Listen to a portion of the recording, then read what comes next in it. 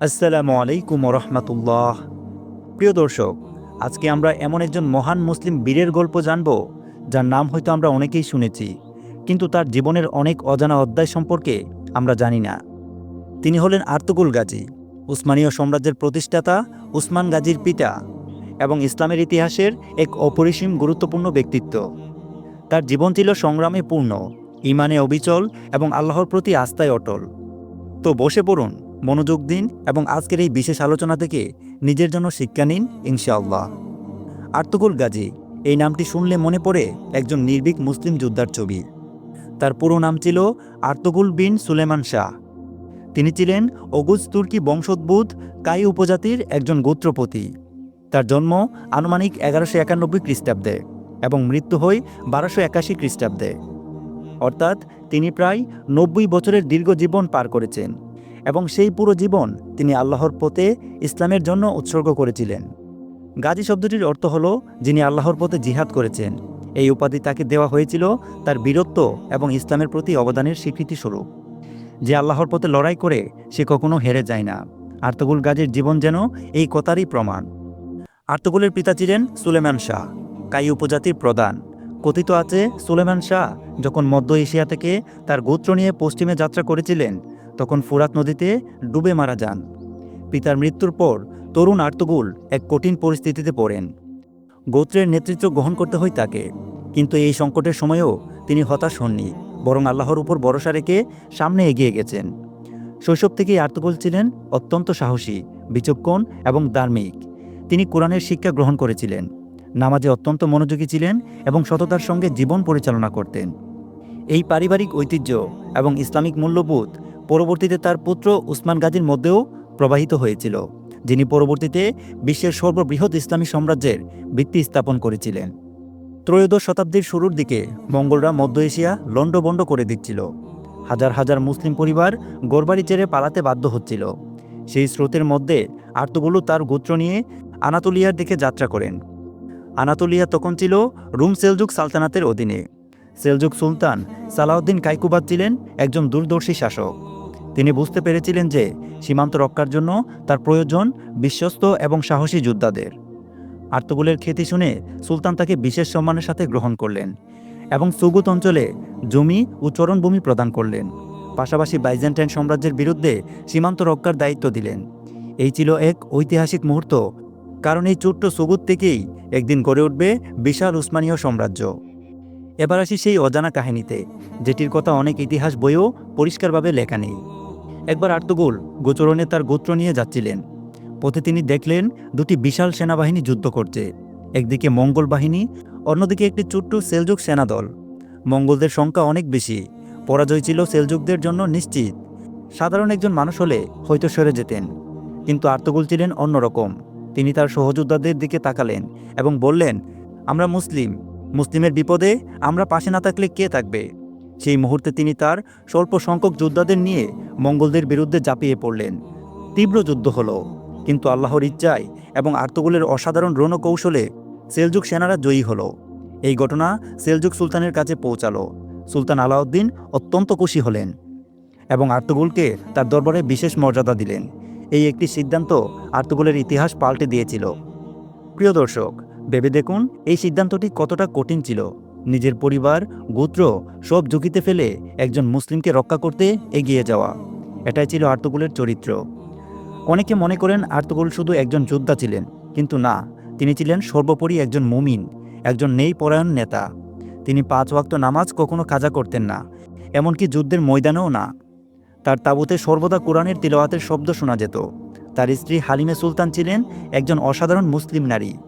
তিনি স্বামীকে সবসময় সাহস দিতেন, দোয়া করতেন এবং ইসলামের পথে অবিচল থাকতে উৎসাহিত করতেন। বলা হয় হালিমে ছিলেন আর্তুগুলের শক্তির পেছনের শক্তি। আর্তুগুল তার গোত্রের মানুষদের সাথে অত্যন্ত ন্যায়সঙ্গত আচরণ করতেন। দরিদ্রদের সাহায্য করতেন, দুর্বলদের রক্ষা করতেন এবং প্রতিটি সিদ্ধান্তের সুরায় বা পরামর্শে বিশ্বাস রাখতেন। একজন নেতার শ্রেষ্ঠত্ব পরিমাপ হয় তার অধীনস্থদের প্রতি তার ন্যায় দিয়ে। ত্রয়োদশ শতাব্দীতে মঙ্গলরা ছিল মুসলিম বিশ্বের সবচেয়ে বড় হুমকি।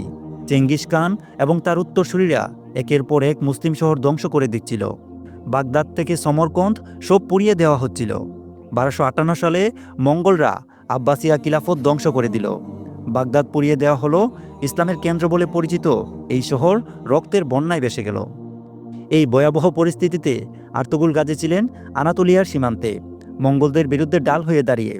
তিনি বুঝতে পেরেছিলেন যে এখানে টিকে থাকতে না পারলে ইসলামের পতাকা পশ্চিমে আর উড়বে না। বহুবার মঙ্গল বাহিনীর বিরুদ্ধে লড়াই করেছেন তিনি। তার রণকৌশল এবং দুর্দান্ত নেতৃত্বের কারণে মঙ্গলরা আনাতোলিয়ার অনেক এলাকায় ঢুকতে পারেনি। একটি কথা মনে রাখুন, যদি আর্তুগুল সেদিন না লড়তেন, তিনি যদি পরাজিত হতেন, তাহলে হয়তো উসমানীয় সাম্রাজ্যই গঠিত হতো না, তাহলে হয়তো ইস্তাম্বুলে আজান হতো না, তাহলে হয়তো ইউরোপে ইসলামের আলো পৌঁছাতো না। সুবহানাল্লাহ! একজন মানুষের ঈমান ও সাহস কিভাবে ইতিহাসের গতিপথ পাল্টে দিতে পারে।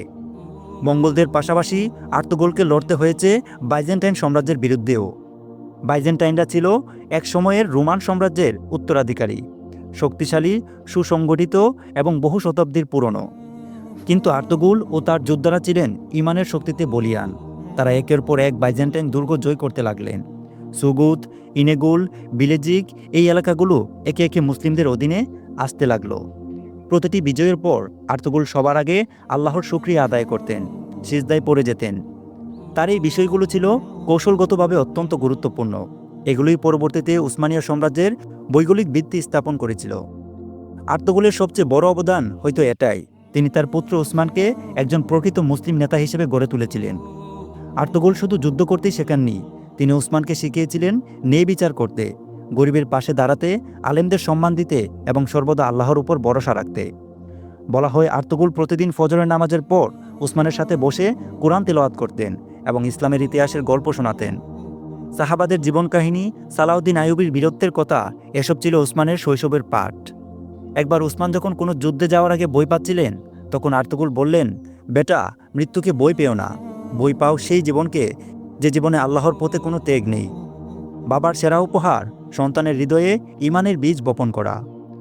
আর্তুগুল গাজীর জীবনের একটি অপরিচিত কিন্তু অত্যন্ত গুরুত্বপূর্ণ দিক হল তিনি আলেম ও দরবেশদের অত্যন্ত সম্মান করতেন। শায়েখ এদেব আলী ছিলেন সেই সময়ের একজন বিখ্যাত দরবেশ ও ইসলামী চিন্তাবিদ। আর্তুগুল তাকে বিশেষভাবে সম্মান করতেন এবং তার পরামর্শ মেনে চলতেন। পরবর্তীতে এই শায়েখ এদেব আলীর কন্যা মালহুন হাতুনের সাথে বিবাহ হয় উসমান গাজীর, যা ছিল একটি বিশেষ সম্মানের বিষয়। এটা সম্ভব হয়েছিল কারণ আর্তুগুল আলেম ও ওলামাদের সাথে সম্পর্ক রক্ষা করতেন। আর্তুগুল বিশ্বাস করতেন একটি জাতির সত্যিকারের শক্তি তলোয়ারে নয়, জ্ঞানে। তলোয়ার দিয়ে শত্রু হারানো যায়, কিন্তু জ্ঞান দিয়ে একটি সভ্যতা গড়া যায়।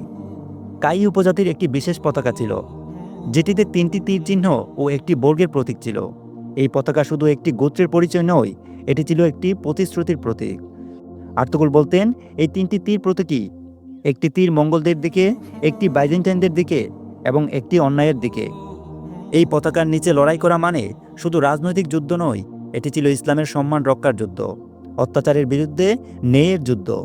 পরবর্তীতে এই কাই উপজাতির বংশধররাই উসমানীয় সাম্রাজ্য প্রতিষ্ঠা করেন এবং সেই সাম্রাজ্য 600 বছরেরও বেশি সময় ধরে পৃথিবীতে ইসলামের পতাকা বহন করে গেছে। আর্তুগুল গাজী প্রায় 90 বছর বেঁচে ছিলেন। তার জীবনের শেষ দিনগুলোতেও তিনি সক্রিয় ছিলেন, গোত্রের বিষয় দেখতেন, পরামর্শ দিতেন, নামাজ পড়তেন। মৃত্যুর আগে তিনি তার পুত্র উসমানকে কাছে ডেকে বললেন, বেটা, আমি চলে যাচ্ছি, কিন্তু আমি তোমাকে একটি উপহার দিয়ে যাচ্ছি, একটি বিশ্বাস। আল্লাহর রাস্তায় থেকো, ন্যায় প্রতিষ্ঠা করো, মজলুমের পাশে থেকো, তাহলে আল্লাহ তোমাকে সাহায্য করবেই। 1281 খ্রিস্টাব্দে এই মহান মুজাহিদ পরলোক গমন করেন।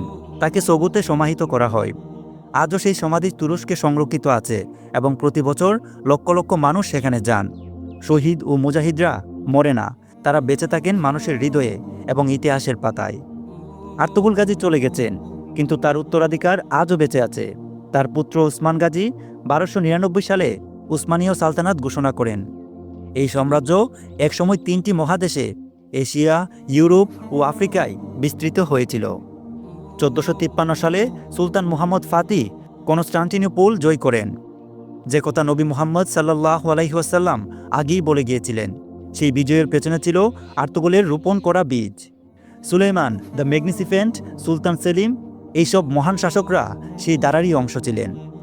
আজ তুরস্কে দিরিলিস আর্তুগুল নামক একটি টিভি সিরিজ আর্তুগুলের জীবন কাহিনী নিয়ে তৈরি হয়েছে। যেটি বিশ্বের 150টিরও বেশি দেশে প্রচারিত হয়েছে এবং কোটি কোটি মানুষের হৃদয় স্পর্শ করেছে। তার জীবনী থেকে আমরা কয়েকটি গুরুত্বপূর্ণ শিক্ষা নিতে পারি। প্রথম শিক্ষা, তাওয়াক্কুল বা আল্লাহর উপর ভরসা।